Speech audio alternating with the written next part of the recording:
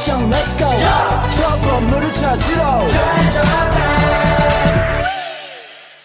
Assalamualaikum warahmatullahi wabarakatuh. Kami dari kelompok 6 kelas 12 IPA 1 akan mempresentasikan mengenai materi sinar ultraviolet dan sinar inframerah.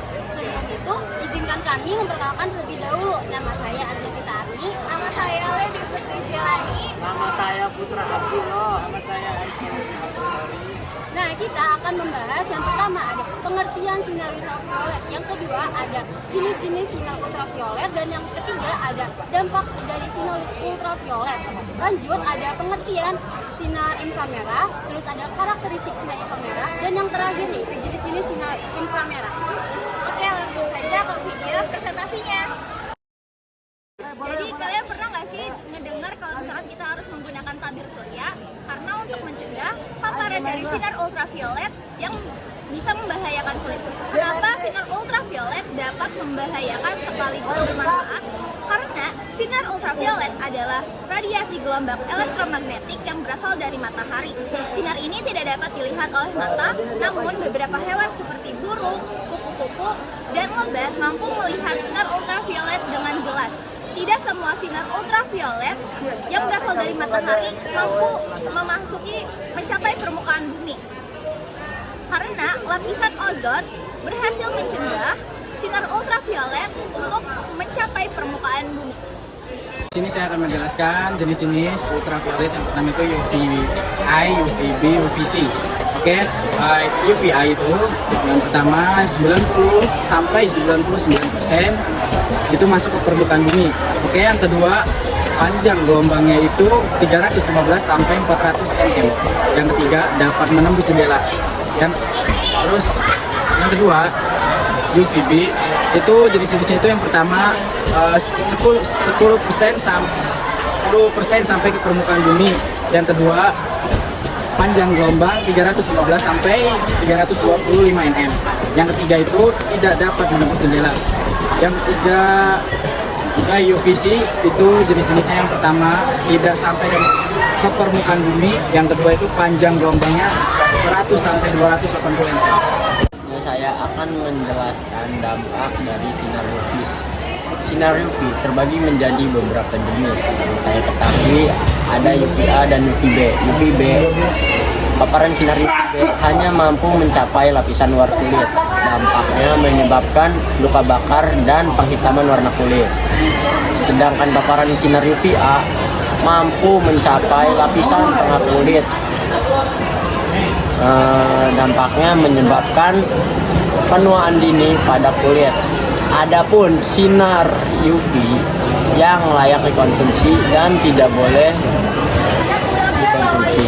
Yang layak dikonsumsi itu sebelum jam 8 pagi. Itu tuh udah paling pas banget untuk kalian berolahraga, melakukan aktivitas apapun. Karena di situ matahari pagi lagi bagus-bagusnya. Di jam sebelum jam 8 itu ada vitamin D yang berguna untuk kekuatan tulang kalian. Dan sinar UV yang tidak boleh kalian konsumsi itu dari jam 10 sampai jam 4 sore. Di saat panas terik jam segitu tuh kalian diwajibkan memakai pakaian yang menutupi kalian dari paparan sinar matahari, menggunakan topi yang sangat besar, menggunakan sunscreen. Penyebab apa sih kalau kena matahari jam segitu? Kalian bisa rusak kulitnya, muka kalian bakalan tua. Nah, dari paparan sinar UV, kalau kalian kena sinar matahari kelamaan di terik matahari siang tuh, kalian bisa menyebabkan kebutaan pada mata, penglihatan kabur, kemampuan melihat warna kalian berkurang, dan kebutaan permanen. Nah, selanjutnya yaitu pengertian dari sinar inframerah. Sinar inframerah adalah radiasi suatu elektromagnetik yang memiliki panjang gelombang 700 nm sampai 1 mm.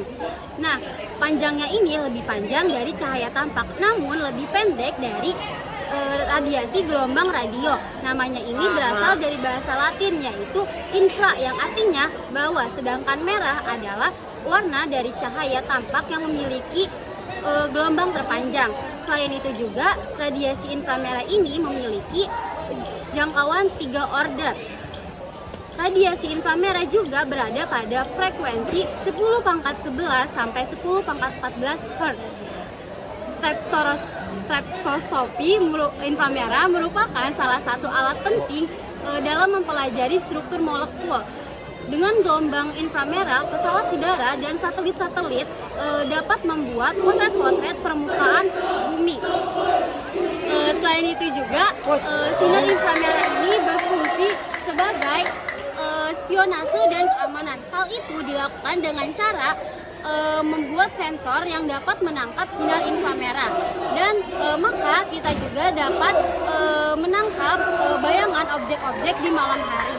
Teman-teman, selanjutnya yaitu ada karakteristik sinar inframerah. Yang pertama yaitu pasokan dapat diterima dari radiasi panas. Yang kedua, memiliki panjang gelombang yang berbanding terbalik dengan suhu. Yang ketiga, ketika suhu menaik maka radiasi inframerah ini akan pendek dan sebaliknya. Yang keempat, berpotensi terganggu dengan penggunaan sinar matahari. Yang kelima yaitu cahaya tidak selalu terjebak dengan penggunaan mata manusia. Yang terakhir yaitu tidak dapat menembus gadget yang tidak jelas.